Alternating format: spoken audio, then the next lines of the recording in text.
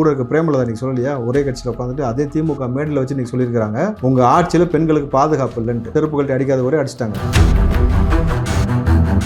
விஜய் வந்து lollipop baby, Vijayakanth வாங்கின ஓட்டுல பாதியாவது வாங்கட்டும், வந்து நிரூபிக்கட்டும், அதுக்கப்புறமா வந்து பேசட்டும்.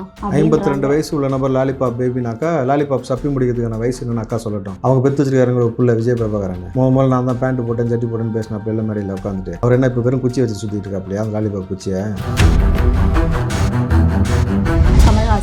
அவங்க என்ன சொல்றாங்கன்னா, பெண்களை வந்து நாங்கள் பாதுகாப்பாக ஒரு கூட்டத்துக்கு கூட்டிட்டு வரோம். அவர் சொன்ன வார்த்தை, இங்கே பாருங்க இவ்வளோ பெண்கள் இருக்காங்க, இங்கே வந்து எந்த அசம்பாவிதம் நடக்கலைன்னு சொன்னார். அசம்பாவிதம் நடக்கலன்னு சொன்னியே, பாதுகாப்பாக இருக்காங்கன்னு சொல்ல முடிச்சு அவனால. அதான் எதோட எது சேர்ந்தா எது என்ன சாப்பிடுமோ அதோடைய கதை தான் இந்த கதை. பெரம்பூரும் திருச்சியும் ஏன் வந்து விஜய் அவர்களுக்கு ஸ்பெஷல்? சட்டம் வந்து ஒரு நபர் 2 இடத்துல தான் நிற்கலாம்னு அனுமதி கொடுத்துருக்கு. ஆனால் 2 இடத்துல 2 தொகுதியில் இவர் மட்டும் ஜெயிக்கணும்னு நினச்சிக்கிட்டாருனாக்கா அவர் தொகுதிக்கே மாறி மாறி போயிருக்கலாம். அவர் மற்ற தொகுதி தான் போயிட்டு இருக்காரு. 2 தொகுதி இருக்கு, 2 தொகுதியிலே விஜய் அவர்கள் ஜெயிச்சிட்டாங்க அப்படின்னா, ஒருவேளை அந்த இன்னொரு தொகுதியை என்ன பண்ணுவாங்க? மறுபடியும் நீங்க ரிசைன் பண்ணி மறுபடியும் தேர்தல் நடக்குமா? நடக்கும். By election. இதுல யாருடைய மணி வேஸ்ட் ஆகுது? யாருடைய மணி? மக்களுடைய மணி தானே. மக்களுடைய மணியா? இது எப்படி மக்களுடைய மணி?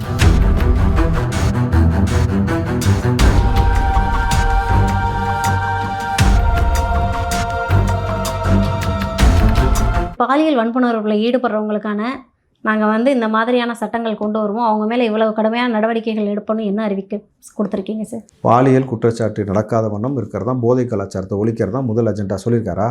ஆட்சிக்கு வந்ததுக்கப்புறம் செய்வார் பாருங்க. தாவிக வந்து அவங்களுடைய தேர்தல் அறிக்கையை வெற்றிகரமாக வெளியிட்டிருக்காங்க. அதில் வந்து இளைஞர்கள் மகளிருக்கான நிறைய விஷயங்கள் கொடுத்துருக்காங்க. இப்போ ஆனால் வந்து இதே திமுக கொடுத்த ஒரு அறிக்கை அப்படின்றது வந்து ஒரு உயிரை வந்து காவு வாங்கியிருக்குன்னு சொல்லலாம். நீங்கள் பார்த்துருப்பீங்கன்னு நினைக்கிறேன். கூப்பன் எங்கன்னு கேட்டதுக்கு திமுக வந்து தரக்குறைவாக பேசி ஒரு பெண் வந்து இறந்துருக்காங்க. இதை எப்படி பார்க்குறீங்க? நீங்கள் எப்படி பார்க்குறீங்க? கொடூரமான ஒரு செயல். ஆட்சியே கொடூரமாக தான் இருக்குது. அது உங்களுக்கு புரியுதில்ல, அது வரைக்கும் சந்தோஷமா? இவனுங்க இதே மாதிரி தான் பெருவெள்ளம் வந்த பொழுது சென்னை, செங்கல்பட்டு, காஞ்சிபுரம், திருவள்ளூரில் மக்கள் தண்ணியில் முங்கி நின்ற பொழுது இந்த ரொட்டிக்கு மண்ணிக்கு தானே அலையிற அப்படின்னு சொல்லி திமுக நபர்கள் இதே மாதிரி கொண்டு வந்து ரொட்டியும் பாலையும் தூக்கி கொடுத்தப்போ மக்கள் திருப்பி விட்டு எறிஞ்சு திமுக காரனை செருப்புகள்ட்ட அடிக்காத குறையா கேள்வி கேட்டுக்கு அனுப்பிச்சாங்க. இவனுங்களுக்கு காலங்காலமாக மண்ணை மாமன்ன்ற ஒரு மனப்போக்கில் பொதுமக்களை இழிவுபடுத்தி பேசுவது, கேவலமாக பேசுவது, தலைவர்லேருந்து தொண்டர் வரைக்கும் அப்படி தான் இருக்குது. கலைஞர் அன்றைக்கி ஆரம்பித்த விஷயம், நாடாவை வெளுத்து பாவாடை தூக்கினா சட்டமன்றத்தில் பேசினார்ல, கோப்புகளை திறந்து பாருங்கன்னு சொல்லியிருக்கலாம்ல. அன்றைக்கி ஆபாசமாக அவர் பேச ஆரம்பிச்சது இன்றைக்கி வரைக்கும் பேசுகிறான். சிவாஜி கிருஷ்ணமூர்த்தின்னு ஒருத்தனுக்கு சம்பளம் கொடுத்து வச்சுருக்கிறீங்கல்ல, அப்போ அவனுக்கு அப்படி தானே பேசுவானுங்க. ஆட்சி மாற்றத்தை நிகழ்த்துவதற்கு இது சரியான தருணம். இதை விட்டுட்டிங்கனாக்கா இன்றைக்கி வீடு பூந்து நான் சொன்ன முன்னாடி இந்த ஸ்டேஜ் வரும்னு நீ வந்துடுச்சு. எவன் வீட்டுக்குள்ளே வேணால் பூந்து பெண்கள் மீது கை வைக்கிறானுங்க. அப்போ இதற்கு மேலே இவங்களுக்கு ஓட்டு போடணுமா? அவசியம் இருக்கா? சொல்லுங்கள். திமுகவுடைய எம்எல்ஏ, எம்பி வீட்டில் இருக்கக்கூடிய ஒரு பெண்கள் மீது இந்த மாதிரி பாலியல் அத்துமீறல் வழக்கு ஏதாவது இருக்கா? அவங்க வீட்டில் பெண்களுக்கெல்லாம் பாதுகாப்பு இருக்குது, சாமானிய வீட்டு பெண்களுக்கு பாதுகாப்பு இல்லைன்னும் பொழுது அவ்வளோ மோசமான ஒரு ஆட்சியை கொடுக்கக்கூடிய ஆட்சி தான் திமுக. ஏன் மக்கள் வந்து இன்றைக்கி தளபதி விஜய் பக்கம் நிற்கிறாங்கன்னா இதான் ஒரு மெயின் காரணம். பெண்களுக்கு நல்லா தெளிவாகவே தெரியுது. ஏன் கூட இருக்க பிரேமலதா நீங்கள் சொல்லலையா, ஒரே கட்சியில் உட்காந்துட்டு அதே திமுக மேடையில் வச்சு நீங்கள் சொல்லியிருக்கிறாங்க, உங்கள் ஆட்சியில் பெண்களுக்கு பாதுகாப்பு இல்லைன்ட்டு. செருப்புகள்ட்ட அடிக்காத ஒரே அடிச்சிட்டாங்க. முடிஞ்சு போச்சா? கூட்டணி கட்சியில் இருந்துக்கிட்டு நிறைய பிரேமலதா தான் இன்னொரு வார்த்தையும் சொல்லியிருக்காங்க. இது வரைக்குமே வந்து விஜய் அவர்கள் வந்து விஜயகாந்த் அவர்களுக்கு தம்பி மாதிரி, அதனால் வந்து நான் அவரை வந்து விமர்சனம் பண்ண மாட்டேன் அப்படின்னாங்க. பட் முதல் முறையாக இப்போ பார்த்தீங்க அப்படின்னா விஜய் மீதான ஒரு விமர்சனத்தை வச்சுருக்காங்க. விஜய் வந்து லாலிபாப் பேபி, விஜயகாந்த் வாங்கின ஓட்டுல பாதியாவது வாங்கட்டும், வந்து நிரூபிக்கட்டும், அதுக்கப்புறமா வந்து பேசட்டும். 52 வயசு உள்ள நபர் லாலிபாப் பேபினாக்கா, லாலிபாப் சப்பி முடிக்கிறதுக்கான வயசு என்னன்னு அக்கா சொல்லட்டும். அவங்க பெற்று வச்சிருக்காருங்கிற ஒரு புள்ள விஜய் பிரபாகரன் முதல்ல நான் தான் பேண்ட் போட்டேன் ஜட்டி போட்டேன்னு பேசினா பிள்ளை மேடையில் உட்காந்துட்டு அவர் என்ன இப்போ வெறும் குச்சி வச்சு சுற்றிட்டு இருக்காப்லையா அந்த லாலிபாப் குச்சியை. இல்லைம்மா, அந்த லாலிபாப் சாப்பிட்றதுக்கு என்ன வயசு? அக்கா எந்த வயசில் சாப்பிட்டு முடிச்சாங்களாம்? இல்லை அக்கா சொல்லிட்டாங்கன்னா சொல்லிடலாம்ல, இந்த வயசு லாலிபாப் சாப்பிட்டு முடிக்கிற வயசு அப்படின்ட்டு அனௌன்ஸ் பண்ணிடலாம். நம்பலாம். கேட்டு சொல்லுங்கள் அக்கா. பார்த்தீங்கன்னா ஸோ பிரேமலதா அவர்கள் வந்து பேசும்போதே வந்து பெண்களுக்கு பாதுகாப்பு இல்லைன்றாங்க. பட் அதே கட்சியில் இருக்கக்கூடிய ஒருத்தர் தான் கமல்ஹாசன் அவர்கள். அவங்க என்ன சொல்கிறாங்கன்னா, பெண்களை வந்து நாங்கள் பாதுகாப்பாக ஒரு கூட்டத்துக்கு கூட்டிகிட்டு வரோம், பார்த்தீங்களா இங்கே வந்து ஒரு விபத்து கூட நடக்கலை, விபத்தே இல்லாமல் நாங்கள் பாதுகாப்பாக கூட்டிகிட்டு வரோம் அப்படின்னு மறைமுகமாக விஜய் அவர்களை தாக்குறாரு. நீங்கள் தான் தெளிவாக சொல்லிட்டீங்களா, அதே கட்சியில் இருக்காருன்னு. திமுக தான் இருக்கார் அவர், தனி கட்சியாவது அவர் சொன்ன வார்த்தை, இங்கே பாருங்கள் இவ்வளோ பெண்கள் இருக்காங்க, இங்கே வந்து எந்த அசம்பாவிதம் நடக்கலைன்னு சொன்னார். அசம்பாவிதம் நடக்கலைன்னு சொன்னியே, பாதுகாப்பாக இருக்காங்கன்னு சொல்ல முடிச்சு அவனால்? உன்னால் அசம்பாவிதம் நடக்கலைன்னா அங்கே திட்டமிட்டு அசம்பாவிதம் நடத்தப்பட்டதுன்றதான் பொதுமக்களுக்கு குற்றச்சாட்டு கரூரில் இன்ன வரைக்கும். இங்கே நீ அசம்பாவிதம் நடக்கலைன்னு சொல்கிற.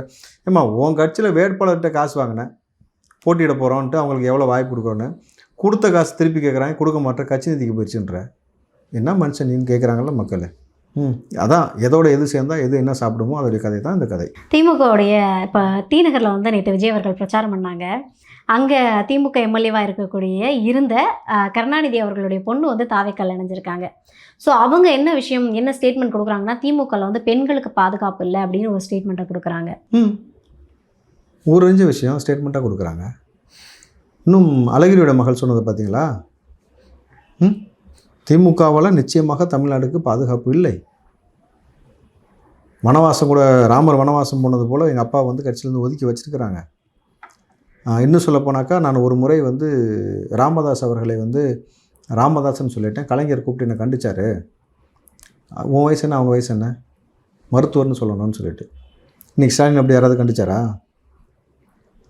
சிவாஜி கிருஷ்ணமூர்த்தி எல்லாரும் மகன்லேருந்து எவ்வளோ கேவலமாக பேசி சுற்றுற வளர்ப்பு வழி. தொடர்ந்து விஜய் அவர்கள் மேலே ஒரு விமர்சனத்தை வைக்கிறாங்க. இப்போ தீநகரில் வந்து 6 மணி வரை நாங்கள் டைம் கொடுத்துருந்தோம், ஆனால் அவர் 4 மணிக்கே கிளம்பி போயிட்டார்.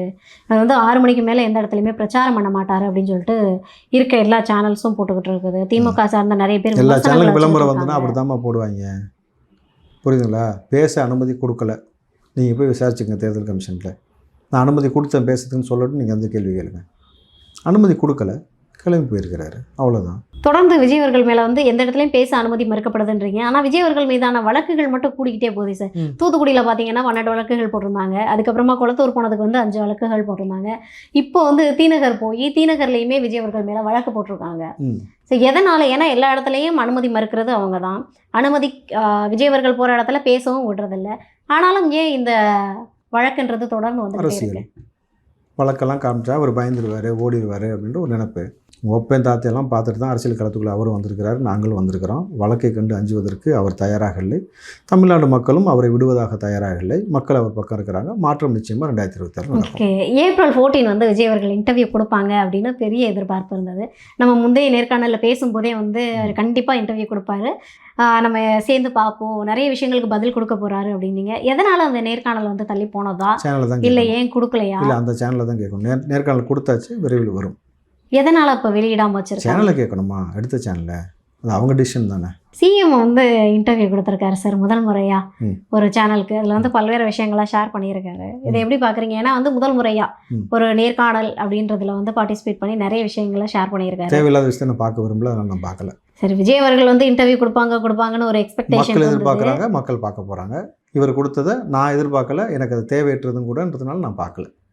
அவசியம் இல்லாமல் உருட்டுவீங்கன்னு தெரியும், நான் ஏன் அதை பார்த்து டைம் வேஸ்ட் பண்ணுவான்னு நான் பார்க்கல. சார், மொத்தமாக வந்து நீங்கள் 233 வேட்பாளர்களை நிறுத்தியிருக்கீங்க களத்தில். நீங்கள் வந்து இது வரைக்குமே விஜய் அவர்கள் அறிமுகம் பண்ணது மொத்தமாக ஸ்டேஜில் ஏறி அறிமுகப்படுத்தினாங்க. பட் அவங்க போய் மீட் பண்ணி இவங்க தான் வேட்பாளர்னு சொன்னது மிக குறைவு. ஒரு 10லேருந்து ஒரு 30 தொகுதிக்குள்ளே தான் வேட்பாளர்களை அறிமுகம் பண்ணியிருப்பாங்கன்னா, அப்போ மற்ற தொகுதி வேட்பாளர்கள்லாம் ஏன் அறிமுகம் பண்ணலை? ஏன் அந்த தொகுதிகளுக்கு உங்களால் போக முடியல? அனுமதி கொடுத்த தொகுதிகளுக்குமே நிறைய இடங்களுக்கு நீங்கள் போகலை. ஸோ எலெக்ஷனுக்கு இன்னும் 5 நாட்கள் தான் இருக்குது. என்ன பண்ண போகிறீங்க? தாவேக்காவோட ஐடியா என்ன? விஜய் அவர்களுடைய மூவ் என்னவா இருக்க போகுது? இல்லை, முன்னாடி எம்ஜிஆர் அவர்கள் டோர் டு டோர் போய் யாரையும் பார்த்து போட்டு போடுங்க அப்படின்னு சொல்லக்கூடிய சூழல் எழலை. இன்றைக்கி மக்கள் வந்து விஜய் அவர்களை தேர்ந்தெடுத்துட்டாங்க. கால அவகாசம் அதேமாதிரி இன்மை இருக்குது. அதுக்கு தான் இன்றைக்கி நேர்காணல் மூலமாக மக்களை சந்திப்பதற்கான ஏற்பாடு செஞ்சுருக்கிறாங்க. மேபி வந்து இப்போ அந்த நேர்காணல் தள்ளி போனது கூட பார்த்தீங்கன்னாக்கா சம் அதர் ரீசன்ஸ் இருக்கும். ஸோ மக்கள் கேள்விக்கு டைரெக்டாக கூட பதில் சொல்லலாம். வெயிட் பண்ணி பார்ப்போம். ஸோ விஜய் அவர்கள் வந்து பெரம்பூர் தொகுதிக்கும் திருச்சி கிழக்கு தொகுதிக்கும் நான் வந்து மந்த்லி ஒன்ஸ் நான் கண்டிப்பாக வருவேன் அப்படின்றாங்க. ஸோ ஒரு தொகுதியோட எம்எல்ஏ அங்கே தானே இருந்து பணியாற்றணும். ஏன்னா மாதத்துக்கு ஒரு தடவை நான் வந்து பார்க்குறேன். மாதத்துக்கு ஒரு முறை மக்களை சந்திப்பேன்றாரு. தொகுதிக்கான வேலையை நடந்துக்கிட்டே இருக்கும். ஓகே, மக்கள் சந்திப்பு மாதம் எல்லாத்தையும் இது வரைக்கும் ஸ்டாலினோ எடப்பாடியோ மக்கள் சந்திப்பு செஞ்சாங்க. இது வரைக்கும் 70 வருஷமாக மாதம் நல்ல விஷயம் செஞ்சால் ஏன் செய்கிறாங்கன்னு கேட்பாங்களா யாராவது? மாதம் மக்கள் சந்திப்பு நடத்துவேன்றாரு. குறிப்பாக அந்த தொகுதியை தேர்ந்ததுக்கான காரணம், மிக முக்கியமான காரணமே மிக மிக மிக மிக அந்த தொகுதி வந்து ரொம்ப பின்னடைவை சந்திச்சிருக்குமா. நான் களத்துக்கு போனேன். அங்கே வந்து பார்த்தீங்கன்னாக்கா மேஜராக அங்கே பல நபர்கள் சொல்லக்கூடியது, ஏன்னா லோயர் மிடில் கிளாஸ் தான் அதிகமாக இருக்கிறாங்க. டாய்லெட் ஃபெசிலிட்டி கூட இல்லை. ரயில்வே ட்ராக் இருக்குல்ல, அங்கே தான் அதிகமான நபர்கள் யூஸ் பண்ணிக்கிட்டு இருக்கிறாங்க. அந்த மாதிரி தான் இன்ன வரைக்கும் சென்னையில் ஒரு தொகுதி இருக்குது. எத்தனை பேருக்கு தெரியும்? அந்த தொகுதியை மாற்றி மேம்படுத்தக்கூடிய வேலை செய்வதற்காக தான் தொகுதியை தேர்ந்தெடுக்கிறார். ஒரு தொகுதியிலிருந்து ஒரு மாற்றத்தை ஏற்படுத்தும் பொழுது எல்லா தொகுதியிலும் அவரை பார்த்து ஒரு பெரிய மாற்றத்தை ஏற்படுத்தணுன்றதுக்காக அந்த தொகுதியை தேர்ந்தெடுத்திருக்காரு. மாதம் மக்களை வந்து நேரடியாக சந்திக்கிறேன் இருக்காரு. சந்திப்பார், நல்ல விஷயம். பெரம்பூரும் திருச்சியும் ஏன் வந்து விஜய் அவர்களுக்கு ஸ்பெஷல்? எதுனா 2 இடத்துலையும் நான் ஜெயிச்சா போதும் அப்படின்ற மனநிலையா? மற்ற வேட்பாளர்களை பற்றி விஜய் அவர்கள் சட்டம் வந்து ஒரு நபர் 2 இடத்துல தான் நிற்கலான்னு அனுமதி கொடுத்துருக்கு. அதனால் 2 இடத்துல மற்ற வேட்பாளர் வந்து ஜெயிக்கணும், அதாவது 2 தொகுதியில் இவர் மட்டும் ஜெயிக்கணும்னு நினச்சிக்கிட்டாருனாக்கா அவர் தொகுதிக்கே மாறி மாறி போயிருக்கலாம். அவர் மற்ற தொகுதி தான் போயிட்டு இருக்கிறாரு. ஸோ அவரை இல்லை பொறுத்த ஃபஸ்ட்டு அவருடைய வரைக்கும் ப்ரையாரிட்டி பார்த்தீங்கன்னா பெரம்பூரும் திருச்சியுமா தானே இருந்தது. ஒரு தலைவன் எங்கேருந்து ஆரம்பிக்குன்ற அவர் தான் முடிவு பண்ணணும். அவர் கட்சி தானே, அவருக்கு தெரியாதுல்ல. அவர் தெரியாதான்னு கேட்குறேன். அவருக்கெல்லாம் நீங்கள் யாரும் பாடம் எடுக்க வேணாமா? அவருக்கு தெரியும் அவர் கட்சியை எந்த மாதிரி கொண்டு போகணும், எங்கேருந்து பிரச்சாரத்தை தொடங்கணும், எங்கே முடிக்கணும், மக்கள் யார் பக்கம் இருக்கிறாங்கிறது மக்கள் சூஸ் பண்ண போகிறாங்க. Let them decide. அவர் செய்கிறத மக்கள் ஏற்றுக்கிட்டாங்கன்னா ஓட்டு போட போகிறாங்க, அவ்வளோதானே. சரி, 2 தொகுதி இருக்குது. 2 தொகுதியிலையும் விஜய் அவர்கள் ஜெயிச்சிட்டாங்க அப்படின்னா ஒருவேளை அந்த இன்னொரு தொகுதியை என்ன பண்ணுவாங்க? மறுபடியும் நீங்கள் ரிசைன் பண்ணி மறுபடியும் தேர்தல் நடக்குமா? நடக்கும். By election. இதில் யாருடைய மணி வேஸ்ட் ஆகுது? யாருடைய மணி? மக்களுடைய மணி தானே. மக்களுடைய மணியா? இது எப்படி மக்களுடைய மணி? மக்களுடைய வரி பணம் தானே சார் அதில் வேஸ்ட் ஆகும். வேற எந்த பணம் சார்? சட்டத்தில் அப்படி ஆப்ஷன் இருக்குமா? நீங்கள் வேணால் ஒரே ஒரு தொகுதியில் மட்டும் போட்டிடணும்னு சொல்லி மாற்ற சொல்லுங்கள். அப்போ விஜய் அவர்களுக்கு மக்கள் மேலே ஒரே நம்பிக்கை இல்லையா தொகுதியில் சார்? போட்டியிட சொல்லி சட்டத்தை மாற்ற சொல்லுங்கள். மாற்றினாக்கா அவர் ஒரு தொகுதியில் நிற்பாங்க. சட்டத்தில் ஆப்ஷன் இருக்குது, செய்கிறாங்க. அதில் உங்களுக்கு என்ன பிரச்சனை? சார் அதுதான் அப்போ கேட்குறேன். அப்போ அரசாங்கத்துக்கு மக்கள் மீது அக்கறை இல்லையா? 2 தொகுதியில் நிற்கலாம்னு சொல்லி சாய்ஸ் கொடுத்துருக்கு. ஏன் கொடுத்துருக்கு? அப்போ அரசாங்கத்துக்கே மக்கள் மீது அக்கறை இல்லைன்னு அர்த்தம். அப்படி தானே நீங்கள் சொல்கிறது? மக்கள் மீது அக்கறை இல்ல தானமா நீ சொன்னமா? மக்கள் மீது விஜய் அவர்களுக்கு மக்கள் மீது நம்பிக்கை இல்லையான்னு கேட்குறேன். மக்கள் மீது உங்களுக்கு அரசாங்கத்துக்கு அக்கறை இல்லையா? எப்படி நீங்கள் 2 பேர் அப்போ 2 தொகுதியில் அனுமதிக்கலாம்னு ஒரு கேள்வி வருதுல்ல. சாய்ஸ் இருக்குது, யூஸ் பண்ணுறாங்க. அதில் இருக்க சாய்ஸ் என்ன தெரியுமா சார்? ஒரு தொகுதியில் தோத்துட்டா இன்னொரு தொகுதியில் ஜெயிச்சிடலாம் அப்படின்ற ஒரு ஆப்ஷன் சார். அப்போ விஜய் அவர்கள் வந்து மக்களை நம்பி தானே களத்துக்கு வந்திருக்காங்க. இல்லை மக்கள் நம்பலையா? பெரம்பூர் மக்களையும் நம்மளால திருச்சி ரிசல்ட் வரும்போது பார்த்துட்டு பேசுவோம். பாருங்கள், நீங்களும் அதுக்குள்ளே ஏன் வந்து எங்கள் அப்பா குதிரைக்குள்ளேருந்து வெளியே வரீங்க? ரிசல்ட் வரணும் பாருங்கள். சார் இப்போ தாவேக்காவுடைய தேர்தல் அறிக்கையை வந்து வெற்றிகரமாக வெளியிட்டுடுங்க. அடுத்து தாவேக்காவோட மூவ் என்னவா இருக்க போகுது? வழக்கம் போல தான் மக்களை சந்திப்பது.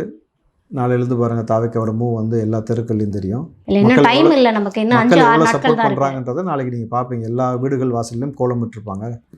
பாருங்கள், தளபதி விஜய் அவர்கள் மக்களை நேரடியாகவும் ஊடகத்தின் மூலமாக சந்திப்பதற்கான எல்லா வழிவகையும் நடந்து கொண்டே இருக்கும். இப்போது திமுக அதிமுக வந்து அவங்க திட்டங்களை காப்பி அடிச்சுக்கிட்டு இருக்காங்க. 2 பேரும் காப்பி அடிக்கிறது தான் வேலையாக வச்சுட்டு இருக்காங்கன்றீங்க. இப்போது நீங்கள் கோலம் போடுவாங்க நாளைக்கு பாருங்க அப்படின்னீங்க. இதே விஷயத்த வந்து பிரதமர் அவர்கள் வந்து கொரோனா காலத்தில் சொல்லியிருந்தாங்க. என்ன அப்படின்னா எல்லாரும் வந்து வீட்டில் விளக்கேற்றி வைங்க அப்படின்னு சொல்லிட்டு கிளாப் பண்ணுங்க அப்படின்ற ஒரு விஷயத்த சொல்லியிருந்தாரு. 2யுமே வந்து எல்லாத்தையுமே அப்போ விஜய் அவர்களும் காப்பி அடிக்கிறாங்களோன்ற ஒரு பெரிய கேள்வி இருக்கு. மோடி வந்து விளக்கேற்ற சொன்னாரா, கோலம் போட சொன்னாரா? விளக்கேற்றுங்க. எதுக்காக விளக்கேற்ற சொன்னார்? சார் எல்லாருமே ஒற்றுமையாக எதுக்காக விளக்கேற்ற சொன்னார்? கொரோனா நோய் வந்ததுக்கு விளக்கேற்றுங்க, கைத்தட்டுங்கன்னு எவனா சொல்லுவானா? நோய்க்கு மருந்து கண்டுபிடிக்கணும், அதான் உங்கள் வேலை. விளக்கேற்றுறதால கைத்தட்டினால நோய் போயிடுமா? இது தேர்தல் நேரம். வீட்டுக்கு வீடு வந்து நீங்கள் வந்து விசில் சிம்பிள் எதுக்கு போட சொல்கிறோம்? தளபதி நேசிக்கக்கூடிய நபர்கள் நீங்கள் வந்து வீட்டில் வந்து கோலம் போடுக்கணும் பொழுது அது ஏன் கோட்டைன்னு காட்டுறதுக்காக போட வைக்கிறோம். டிஃப்ரென்ஷியேட் புரியுதா? திமுககாரன் ஓட்டு கிட்ட அந்த பக்கம் வராதரான்னு சொல்கிறதுக்காக செய்கிறோம். அதிமுககாரன் பிஜேபிக்கு அந்த பக்கம் வராதரான்னு சொல்கிறதுக்காக செய்கிறோம். இது எலெக்ஷன் ஸ்ட்ராட்டஜி. அது கை தட்டுறதுன்றது முட்டாள்தனம், விளக்கத்துலேருந்து முட்டாள்தனம். அதுக்கே உங்களுக்கு புரிதல் இல்லைன்னு பொழுது நான் ஒன்றும் சொல்கிறதுக்கு இல்லைம்மா. மீண்டும் ஒரு நேர்காணலில் உங்களை சந்திச்சு நிறைய விஷயங்களை கேட்டு தெரிஞ்சுக்கிறேன். Thank you so much. நன்றிம்மா.